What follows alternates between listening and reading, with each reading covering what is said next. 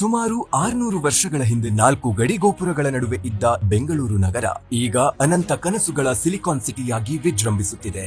ಈ ಭವ್ಯ ಬೆಳವಣಿಗೆಗೆ ಮೂಲ ಕಾರಣ ನಾಡಪ್ರಭು ಕೆಂಪೇಗೌಡರು.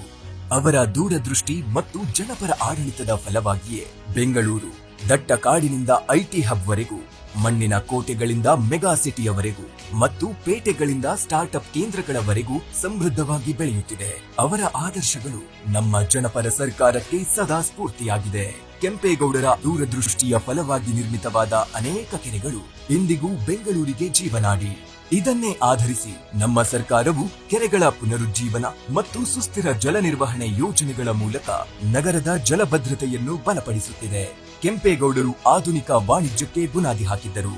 ಅವರ ಈ ಮುನ್ನೋಟದಿಂದಾಗಿಯೇ ಬೆಂಗಳೂರು ಜಾಗತಿಕ ವಾಣಿಜ್ಯ ಕೇಂದ್ರವಾಗಿ ಬೆಳೆದಿದೆ.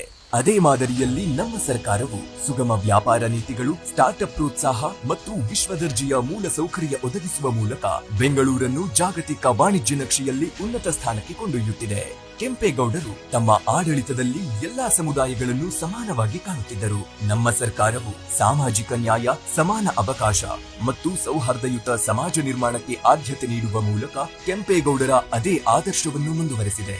ನಾಡಪ್ರಭು ಕೆಂಪೇಗೌಡರ 516ನೇ ಜಯಂತಿಯ ಈ ಶುಭ ಸಂದರ್ಭದಲ್ಲಿ ಅವರ ಆದರ್ಶ ಆಡಳಿತ, ದೂರದೃಷ್ಟಿ ಮತ್ತು ಬೆಂಗಳೂರಿಗೆ ನೀಡಿದ ಅನನ್ಯ ಕೊಡುಗೆಗಳನ್ನು ನಾವೆಲ್ಲರೂ ಆದರದಿಂದ ಸ್ಮರಿಸೋಣ.